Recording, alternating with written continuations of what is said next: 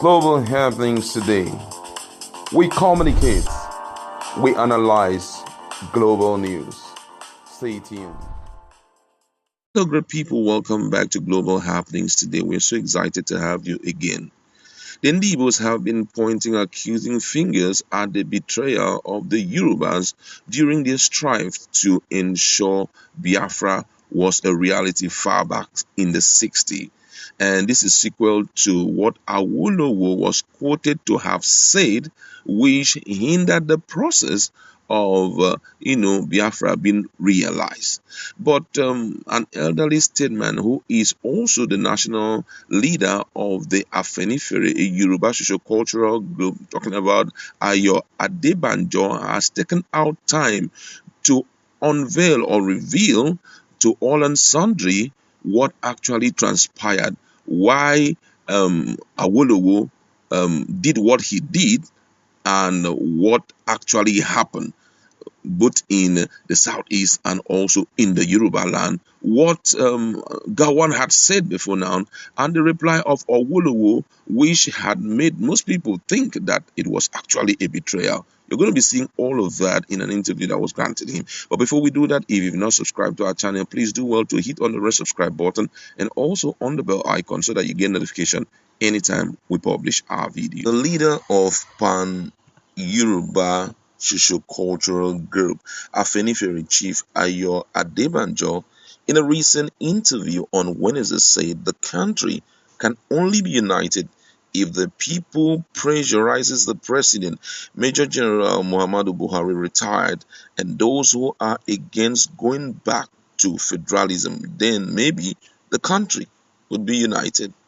If we don't go back to federalism, Nigeria is doomed. I have said it before, restructure or break up Nigeria, because nobody is staying under the slavery of the Fulanis. That is clear. I have not hidden anything. Chief Edwin Clark has said it. I am saying it. Many other well-meaning Nigerians are saying the same thing. Why is the indigenous people of Biafra IPOB there? You are in a Nigeria where the North can have the presidency, the Southwest can have the presidency, likewise the South, but Southeast cannot. Yet, we are one Nigeria, and you want peace. You are deceiving yourself. The lawyer said that is his basis for supporting the Southeast. I'll take that again. Say the lawyer said that is his basis for supporting the Southeast. He further revealed what he told Chief Nyanwodu and others when they came to him and Chief Awolowo. He said, when Chief Nyanwodu and others came, I told them all that the Easterners did to me and Awolowo, which is why some Yoruba says they don't want Igbo. But Awolowo told me, no, you must work with the Igbos because you cannot defeat these Fulani people. Awolowo said only that the Igbos are misguided down from Azikiwe. They use them against us, but don't allow yourself to be used against them because they don't see. They stoned Chief Awolowo in Aba. Let me tell you, because you ought to know many things. Maybe you may not have heard about it, so put it down. We went to campaign there in the First Republic. You were not born then. The stone Chief Awolowo. The stone hit his head. It was the Awo's cap that served the impact. We didn't know. I hope you are listening, because you often hear that these people, Yoruba, don't like the Igbos. Your leaders are always talking like that. When we got home after the rally, Awolowo said, do you know these people stoned me? We said, we were afraid, but he said, you have to work with them. You cannot defeat the Fulanis alone, the chief said. Chief Adebanjo said the same thing happening during the Civil War, adding that people misquoted Awolowo, saying that he said if the Igbos go, Yoruba will also go, and then when the Igbos left, he deserted them. He continued, Gawan didn't want that war to be fought. He said, let them Igbos go. Awolowo said, well, if you want the Igbos to go, that was what led to the statement. if by any act of commission or omission you allow the East to secede, the West will secede. Awolowo went to Ojukwu in the East during the war against the wish of the federal government that said no, don't go to the East.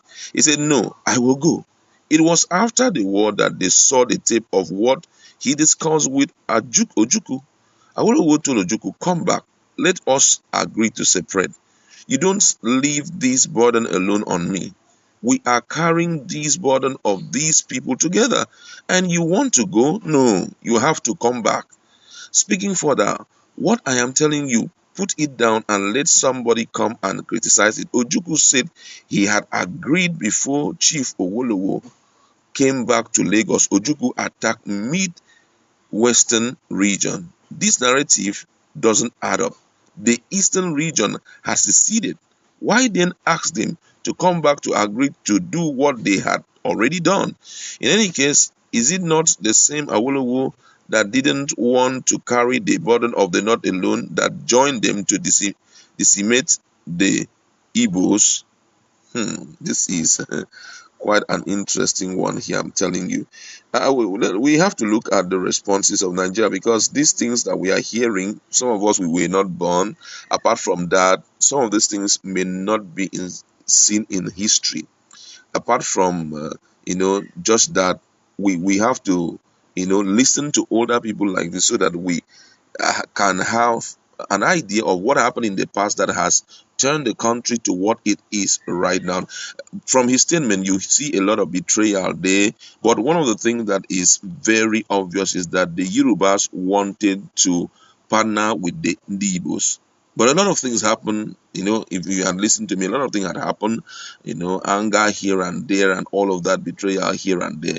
But to so many people, they have their own personal opinion to all of these things that Ayo Adebanjo has said. Don't forget that Ayo Adebanjo is not a child born today. He's an old man. I think in Nigeria, he's one of the oldest politicians that we have. So his words should hold a lot of water.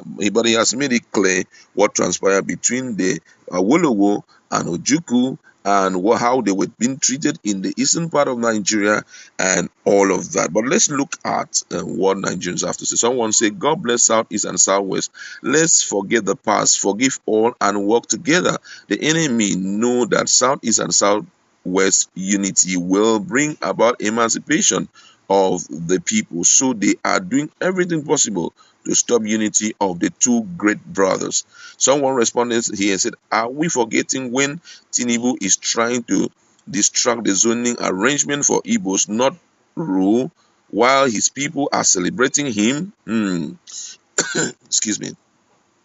This one says here, the enemies don't need to do anything. They just have to stand by and enjoy the foolishness of the Yorubas and Igbos. Those two tribes have enough hatred between them to last 1,000 years. Just to let you understand that some people do not still believe that the Igbos and the Northerners and the Westerners can work together. Someone here says, he continued, Gawan didn't want that war to be fought. He said, let them go. That's Ndigbos go. Awolowo said, well, if you want the Igbos to go, that was what led to the statement. If by any act of commission or omission you allow the East to secede, the West will secede. This is where the problem is. Why did Awolowo not ask for West secession but linking it to that of the East? I think he saw a future together. That's my personal response and my opinion, and I shouldn't be criticized for it. I feel that he actually wanted the Ndigbos and the Yorubas to work together. But then, with all that we have heard thus far, a lot of betrayal between these two people. I don't know why he wanted them, to stay and all of that. And someone responded to what this guy said. He said, Igbo started the whole problem, but wanted to run away, leaving Yoruba in the problem it started. My friend, it doesn't happen like that. We must leave if Igbo should leave. Any precautionary measure to take, was it not Zik that opposed them when it was Awo suggested referendum? So much to read out here, but the guy is not spelling out the thing well. All right. Another person here says, if Awolowo deceived the Southeast as Olam as claimed, but the Southeast then, what about now? Is it the same Awolowo that is deceiving them now?